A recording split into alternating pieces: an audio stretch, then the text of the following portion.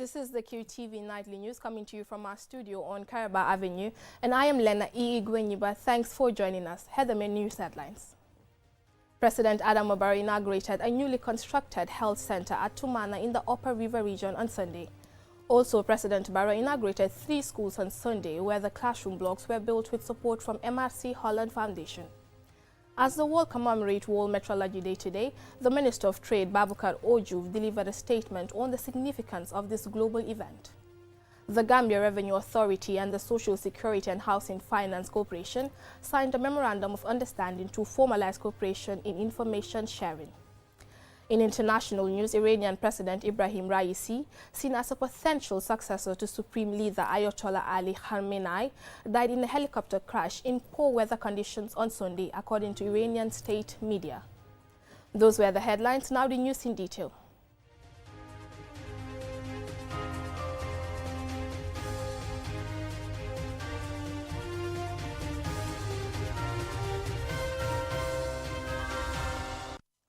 President Adam Barrow inaugurated a newly constructed health center at Tumana in the Upper River region on Sunday, signaling his government's effort to make quality healthcare accessible in every part of the Gambia. Momodu Lamin Choi reports. For generations, the people of Tumana grappled with the harsh reality of limited access to quality healthcare. They had to travel long distances to access healthcare, and several times without the ability to get timely help when needed. With this new health center, all of that is about to change. The residents of Tumana and neighboring communities watch with pride and excitement as history unfolds with the unveiling of the first ever health center in this remote part of the Gambia. Present at this momentous occasion as the chief guest is President Adam Barrow, accompanied by some of his cabinet ministers. The president cuts the ribbon at an occasion that is symbolic of Gambia's path towards a transformative health sector. The population of Tumana is over 50,000 people. The whole of Tumana didn't have a hospital. This is the first hospital to be constructed in Tumana. Who brought us this development? It is His Excellency President Adam Barrow.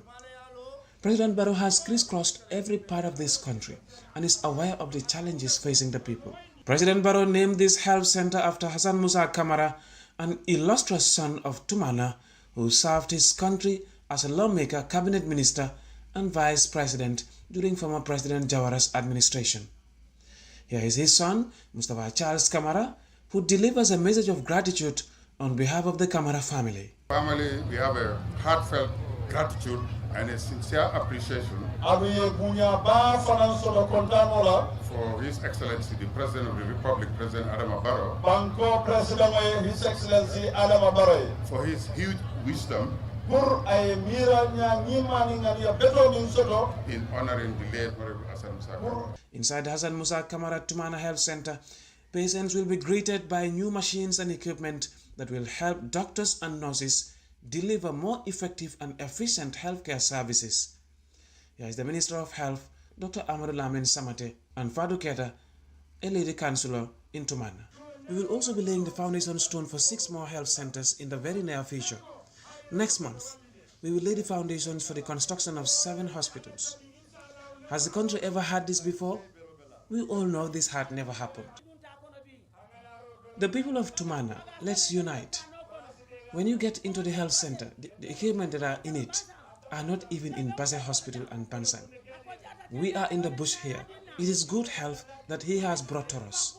President Barrow reassures the people of the impact this health facility will have on beneficiaries, including better access to medical care, improved health outcomes, and a brighter future for generations to come. In line with our commitment to bolstering the health sector, my government, through strategic investments and partnerships, continue to revitalize, expand and upgrade existing health facilities nationwide, particularly in underserved areas, while constructing new ones with limited access.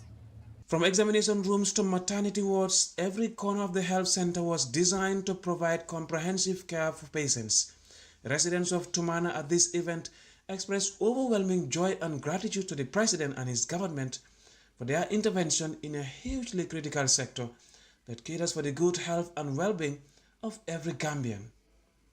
Mahmoud Lamin Choi, QTV News, reporting from the Upper River region. Also, President Barrow visited and inaugurated 3 schools on Sunday, where the classroom blocks were built with support from MRC Holland Foundation. Mamadou Lamin Choi again. President Adama Barrow visits 3 schools in remote areas where additional classroom blocks funded by MRC Holland Foundation have been completed. The President's visit signals the importance of initiatives to bridge educational gaps in underserved communities. President Barrow inaugurates the new classroom blocks at Numiel Koina Garawal Basic and Secondary Schools. Henrietta Sonko is the country coordinator of MRC Holland Foundation in the Gambia. Well, we've built 12 classrooms, a borehole, 10 rooms for teachers. I'm not sure if there's a kitchen. We built sufficient. We are opening 24 schools in this week, and this is one of them. The schools have now been expanded with additional classroom blocks, computers and other essential facilities for conducive and effective teaching and learning. Sheriff Saidi is the principal of Koina Basic Cycle School. Community around this area were definitely less fortunate before, because if you look at the roll then, it was 673 students having only 6 classrooms. So most of our students were having their lessons outside. So I believe now with the intervention of this project, all the students are going to be housed and they are going to be in class. Together with senior government officials, President Adama Barrow witnessed firsthand this collaborative effort which will impact the lives of students and teachers alike. Addressing a gathering of educators and community members, President Barrow expresses gratitude to MRC Holland Foundation for their unwavering support in bolstering the education sector. See, this is the farthest part of the Gambia. When they quote the Gambia, they say Koina and Kato. So this is Koina. This is at the far end, of the country. If the far end is now enjoying such facilities, then there is no doubt that the Katong end is also enjoying the same. This is all about decentralization. People have the same access, same quality, same support, because education is the way forward. The completion of the additional classroom blocks represents a significant milestone in the Gambia's journey towards achieving universal access to quality education. Here is Dr. Ismail Assise, Gambia's Information Minister. Excellence's agenda to promote quality education in rural Gambia. To ensure every Gambian, no matter where you are born, you have access to quality education. And this is what it is. And thanks to Holland Foundation support, working with the Gambian government, this signifies that. This is symbolic. And I think education is very important. And the President, His Excellency, prioritizes basic education. It is the foundation for any development. President Barrow's visit highlights the collaborative efforts between the government and organizations like MRC Holland to bridge educational gaps and foster a brighter future for all children in the country. Since 2014, and in partnership with the government, MRC Holland Foundation has constructed over 3,700 classrooms, accounting for 30% of classrooms in the Gambia. Mahmoud Lamin Choi, QTV News, reporting from the Upper River region. As the world commemorates World Metrology Day on Monday, 20th May, the Minister of Trade, Babukar Ojuf, delivered a statement on the significance of the global event. More in this report. Metrology is the branch of science dedicated to measurement. World Metrology Day is the annual commemoration of the signature of the Meter Convention on 20th May 1875 in France. The convention set the framework for global collaboration in the science of measurement and in its industrial, commercial and societal applications. The Minister of Trade, Babukar Ojuf, highlights the importance of this scientific discovery in our lives. Indeed, meteorology, the science of measurement, plays a central role in scientific discovery and innovation, industrial manufacturing and international trade, in improving the quality of life, in protecting the global environment. World Meteorology Day has since become an established annual event during which the meteorology community of the world celebrates the impact of measurement on our daily lives, no part of which is untouched by this essential but largely hidden aspect of modern society. Each year, the leading international institutions in meteorology come up with a theme on the meteorology community has to reflect on in commemorating the day. The chosen theme for this year is "We Measure Today for a Sustainable Tomorrow." This year marks the official recognition by UNESCO of 20th May each year as a UNESCO International Day. This is aligned with UNESCO's mission to construct a better world through science and education. Trade Minister Diouf elaborates on this year's theme. Meteorology provides the foundation for data-driven decision-making and policy development in sustainability. By ensuring accurate measurements across various aspects of sustainability, it helps our organizations, governments, and individuals make informed choices that contribute to a more sustainable future. In other words, progress in meeting the SDG goals is displayed and communicated through measured values, and comparisons are also better appreciated and understood when shown in numbers. The Trade Minister underscores government's efforts to improve and strengthen the Gambia's measurement system. My ministry has always been concerned about the need to address pertinent challenges relating to our national measurement system. To this end, and in line with the government's drive to streamline and create better efficiency of our institutions, the government has decided to amalgamate the Weights and Measures Department as a department of legal meteorology within the Gambia Standards Bureau. The updated Legal Meteorology Bill 2024, which contains the relevant institutional arrangement, has been tabled at the National Assembly. I am optimistic that the bill will be passed during the upcoming session of the National Assembly in 2024. According to Minister Diouf, the Gambia Standard Bureau and the Weights and Measures Bureau will jointly conduct series of sensitization and capacity building activities in commemoration of the day. Reporting for KTV News, I am Lena Igwenyiba. We will now go for a commercial break. When we return, we have more local and international news stories. Do stay tuned.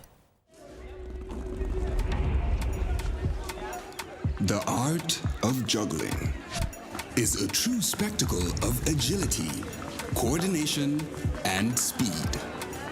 A symbol of progression, precision, and mastery.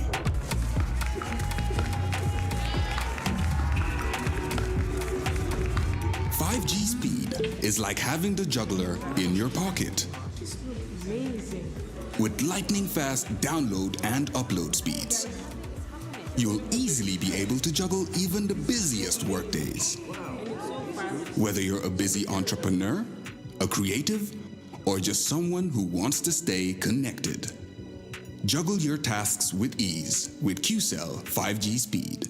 The future is here. It's fast, reliable, and efficient. First brought to you by QCell.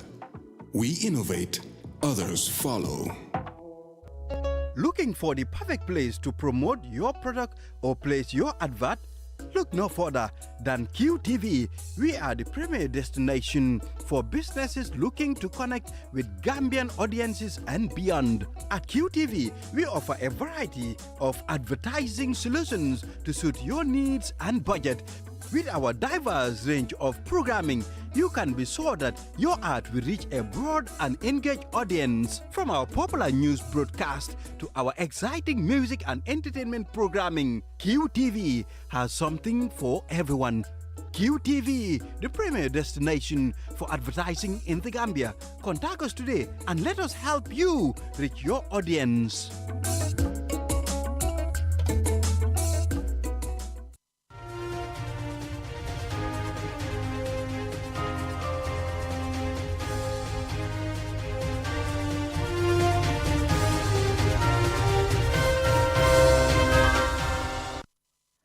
Welcome back, and this is QTV News. In a manifestation of a public-private partnership, the Gambia Revenue Authority and the Social Security and Housing Finance Corporation signed a memorandum of understanding to formalize cooperation in information sharing to achieve their shared aspirations. Alice Cisse reports. Commissioner General Yankuba Dabo and Managing Director Salum Malang signed on behalf of the Gambia Revenue Authority and the Social Security and Housing Finance Corporation, respectively, in the presence of some of their senior management. Salum Malang, the Managing Director of the Social Security and Housing Finance Corporation, gives some details of the MOU. We have common interests. They have their tax compliance as a challenge, yes. And we also have our contributions as a challenge. Sometimes some employers will understate the number of employees. Sometimes they will understate the salaries. So when you get at the corner, you need someone to rescue it. And my big brother at GRA should be the person to do that for us. On the other hand, too, you also have your challenges, which are not that much, you know better than me, yes. But we can also help you in that. So the MOU is a simple MOU. It's not binding as such. It's going to be renewed every 2 years. And there is no, the exit process is very simple. There is no penalty charges for any of the parties. So it's a simple MOU in the common interest of both parties and the common good of the country. And I definitely emulate other institutions to do the same. Because if we work in isolation, we will not succeed as a nation. Commissioner General Yankuba Dabo says the collaboration marks an important step in fostering a more collaborative and efficient working relationship between the two public institutions. This synergy will allow us to leverage each other's strengths and resources to achieve and share goals, promote economic growth, ensuring compliance and uplifting social welfare in the Gambia. Distinguished ladies and gentlemen, both GRA and Social Security play a vital role in this country's development. The GRA works tirelessly to collect taxes, fostering a culture of compliance that fueled national development projects. The Social Security, on its part, provides social security benefits and facilitate access to affordable houses, both crucial for the well-being of Gambians. This MOU will enable us to work towards these objectives more effectively by facilitating improved and coordination, enhanced tax compliance, streamlines the processes, and ultimately a better service delivery to taxpayers and beneficiaries. CJ Dabo said the two institutions remain committed to accountability, transparency, and integrity in all joint endeavors. However, for this collaboration to thrive, we recognize the importance of regular communication, monitoring progress, and evaluating outcomes. By fostering an open dialogue and continuous assessing our joint efforts, we ensure the sustainability and access and success of this partnership. I want to express my sincere gratitude to all those who have been instrumental in developing and finalizing this MOU. Moving forward, I encourage all stakeholders to remain committed to our shared goals and objectives.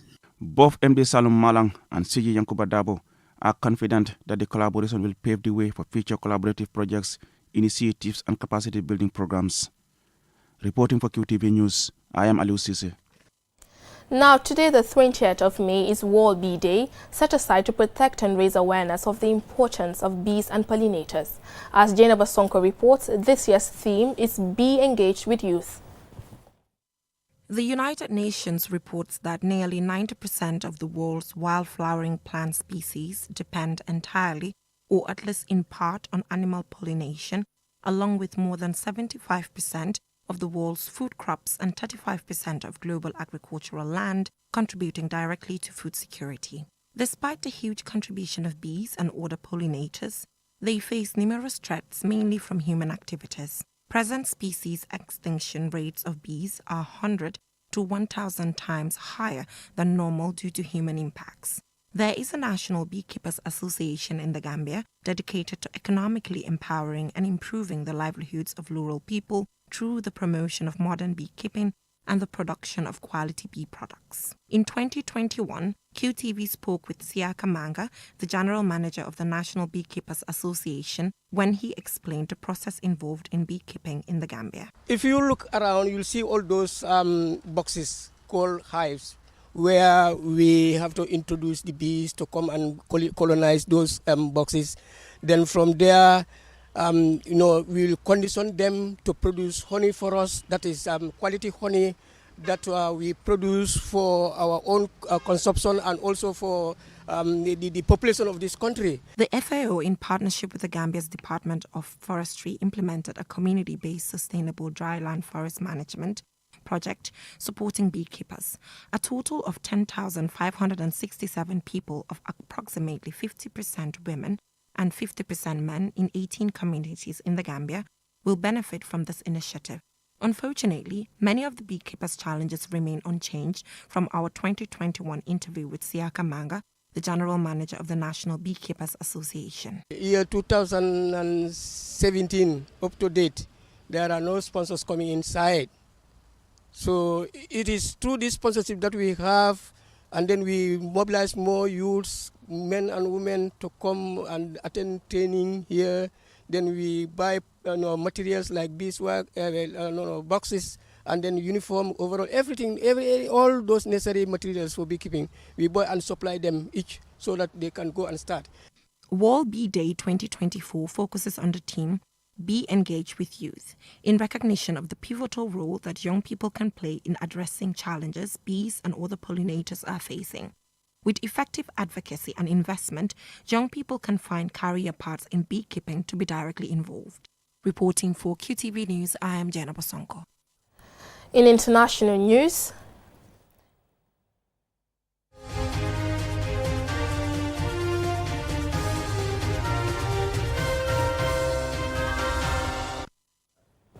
Iranian President Ibrahim Raisi, seen as a potential successor to Supreme Leader Ayatollah Ali Khamenei, died in a helicopter crash in poor weather conditions in mountains near the Azerbaijan border, according to state media on Monday. Mamadou Gajaga has more.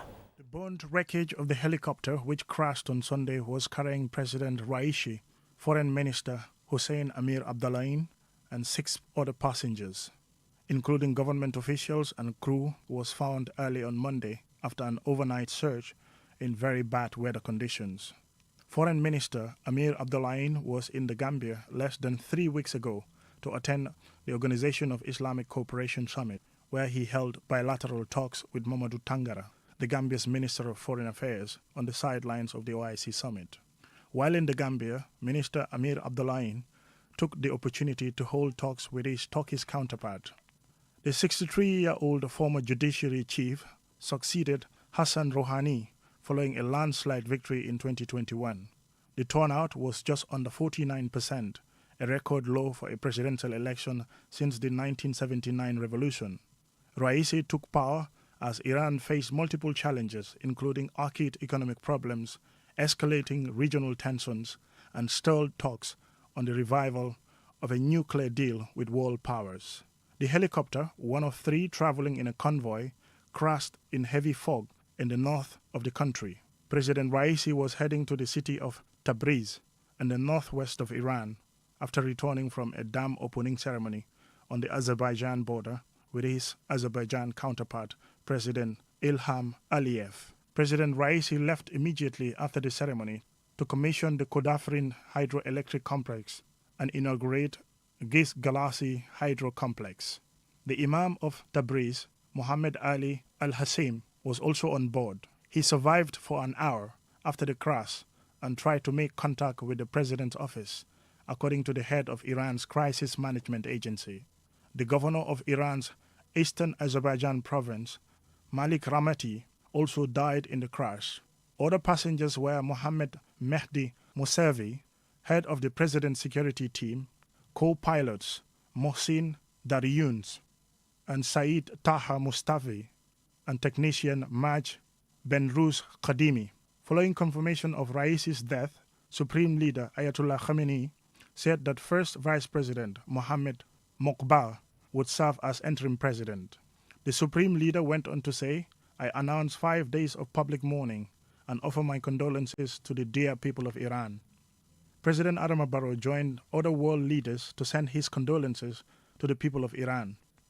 The statement from State House reads, "The news of the helicopter accident resulting in the tragic death of His Excellency Ibrahim Raisi, President of the Islamic Republic of Iran, his Foreign Minister, Hossein Amir Abdullahian, and others who lost their lives in the accident is shocking and devastating. On behalf of the people of the Republic of the Gambia and the Islamic Ummah, I join the citizens of the Islamic Republic of Iran in mourning their untimely deaths. President Raisi's funeral will take place tomorrow, Tuesday, 20th of May, and for the next 7 days, cultural activities have been cancelled. Umudu Gajaga, QTV News. Sad news there, may their souls rest in peace. Also in international news, in what the army described as an attempted coup on Sunday, 3 people have been reportedly killed in the Democratic Republic of Congo's capital, following a shootout between armed men in military uniform and guards of a top politician. Alif Sise again.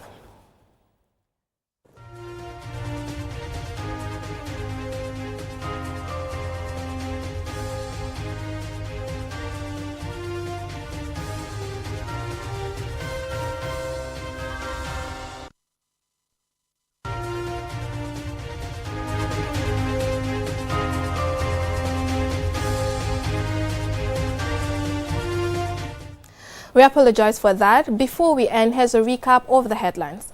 President Adam Barrow inaugurated a newly constructed health center at Tumana in the Upper River region on Sunday. Also, President Barrow inaugurated 3 schools on Sunday, where the classroom blocks were built with support from MRC Holland Foundation.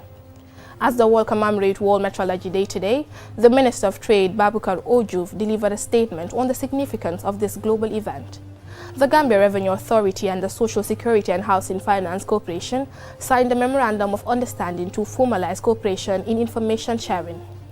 In international news, Iranian President Ibrahim Raisi, seen as a potential successor to Supreme Leader Ayatollah Ali Khamenei, died in a helicopter crash in poor weather conditions on Sunday, according to Iranian state media. That's all we have for you in this bulletin. Join us at 10 p.m. for another bulletin. Thanks for watching.